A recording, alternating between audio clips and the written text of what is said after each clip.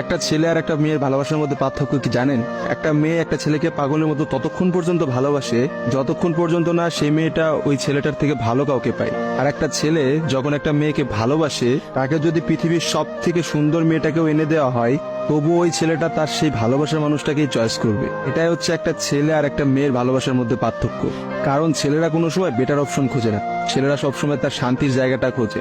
আর একটা ছেলে একটা মেয়েকে যতটা ভালোবাসতে পারে, একটা মেয়ে তার এক গুণও ভালোবাসতে পারে না। ছেলেদের ভালোবাসাটা ভয়ঙ্কর রকমের সুন্দর হয়, কারণ একটা ছেলে যখন একটা মেয়েকে মন থেকে ভালোবাসে, সেই মেয়েটার থেকে ভালো কোনো অপশন সে কখনো মাথার মধ্যে চিন্তাই করে না। ছেলেদের ভালোবাসার সাথে কারোর ভালোবাসার তুলনা করা যায় না। ছেলেরা তাদের ভালোবাসার মানুষটাকে যেমন অন্য কারোর সাথে সহ্য করতে পারে না, ঠিক তেমনি একটা ছেলে কখনোই তার ভালোবাসার মানুষটাকে রেখে অন্য কোনো মানুষের পেছনে কখনো ঘুরঘুর করে না। ছেলেরা কখনো কোনো বেটার অপশন বা কোনো সুন্দরী মেয়ে দেখলে তার গার্লফ্রেন্ডকে ভুলে যেতে পারে না।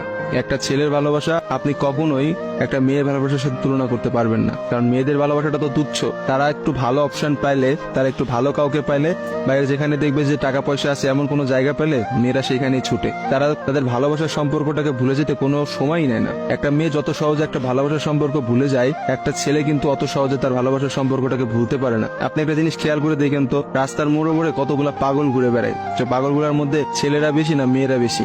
আসলে নারীর ছলনার কাছে হেরে গিয়ে কিন্তু ছেলেরা পাগল হয়ে যায়, আর তারাই কিন্তু সমাজ